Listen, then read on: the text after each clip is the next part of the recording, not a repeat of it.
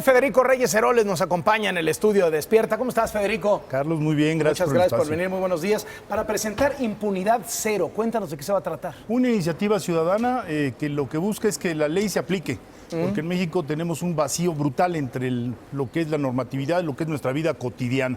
Y todos de alguna manera ya sabemos que convivimos con la impunidad, es terrible. Le damos la vuelta todo el tiempo, ¿no? Le damos la vuelta y esto tiene consecuencias brutales, porque mira, por ejemplo, un bache en la calle, se cae un taxista, un profesional del volante, rompe su llanta, rompe su rin, y hay una pérdida patrimonial para ese individuo. ¿Quién tiene que pagar eso? Alguien tiene que pagar. El gobierno se supone que lo tiene que pagar. Se supone, pero cuando sacas las estadísticas, pues resulta que muy pocos se presentan adelante a llevar el trámite o lo que sea, o la negligencia médica. ¿Por qué en México hay movilidad social negativa? Es decir, los que se empobrecen, en muy buena medida porque pierden capital cuando van con doctores que son de no demasiado crédito y que los embarcan en operaciones que no necesitaban, medicamentos que no necesitaban. La impunidad es gravísima porque no te da certidumbre ni a las familias, ni a los individuos al salir de su casa, ni a las familias, ni a las empresas. Es decir, Impunidad Cero no va a ir sobre los grandes casos de los políticos mexicanos, sino va a ir sobre las cosas que afectan de manera, como digamos, más directa a la vida cotidiana de las personas. Así es, creemos que esas grandes figuras, los gobernadores demasiado abusados y demás, tienen ya perros cuidadores detrás de ellos, la propia oposición, las instancias locales. Los medios. Los medios que han hecho mucho, pero en cambio hay otra impunidad silente, que diría yo está como disfrazada, que afecta sobre todo a los sectores de bajos recursos, de la cual no habla. ¿Y cómo la van a combatir? Bueno, vamos a hacer estudios por un lado y después nos vamos. Estos estudios van a tener 5 tipos de salidas, incluidas redes sociales, para que haya la base académica, pero también existe el impacto social, para ir creando conciencia, porque parte de este asunto se soluciona con la participación social, con la denuncia. Entonces vamos a abrir un canal de denuncia precisamente para este tipo de cuestiones, porque además es diferenciada.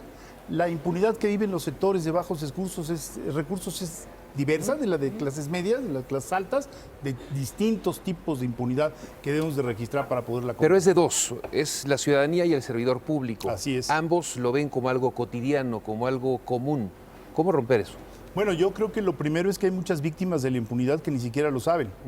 Entonces tenemos que comenzar por crear esa conciencia de impunidad, de decir, a ver, tú estás sufriendo impunidad, esto que estás viviendo no es normal, no debería de estar sucediendo, no debe pasar.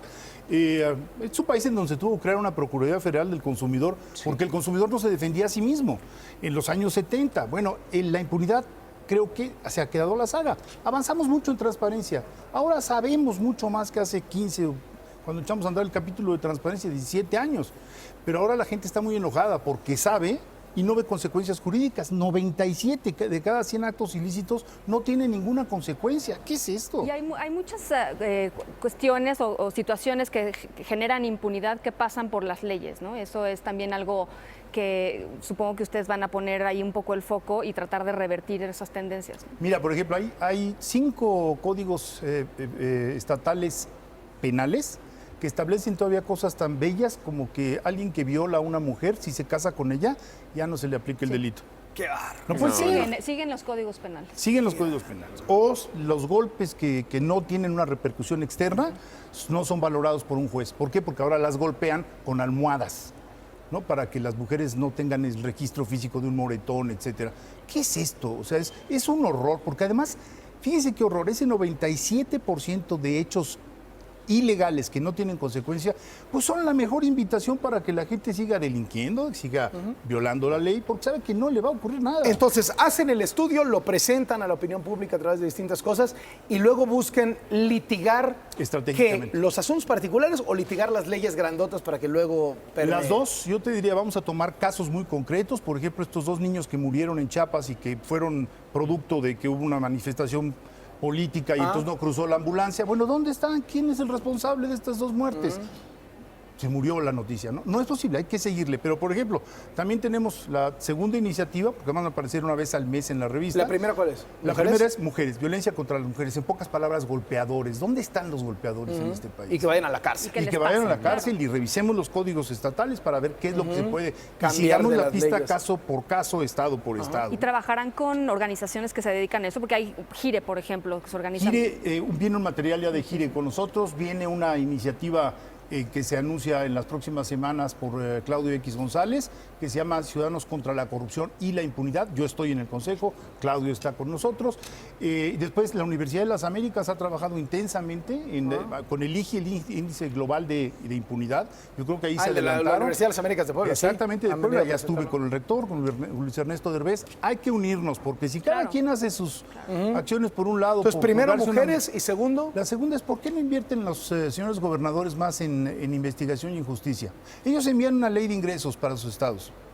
Y tú puedes comparar que hay estados en donde los jueces están bien pagados y hay otros en donde los jueces están pésimamente los pagados. Los presupuestos sí aparecen, pero no se ejercen. No se ejercen o la iniciativa viene muy baja. Entonces, si nos quejamos de la justicia federal, lo que es inconcebible es que en la justicia local estés a merced de la buena voluntad o desinterés del gobernador para apoyar el ámbito de justicia. ¿Cuándo es obligación? Caray, establece un porcentaje en la Constitución, un porcentaje del PIB estatal, como sea. Pero no es posible que fortalece los jueces... a los jueces, porque si no, digo, si ellos no tienen la capacidad de trabajar en su día a día, pues imagínate. Un último dato.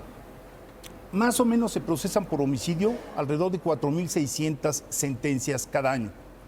Pero ha habido años de 22.000 muertos. ¿Cómo está el asunto? Entonces, están guardados sin sentencia. 50% de los mexicanos están de alguna manera ahorita recluidos, no han recibido sentencia, Carlos.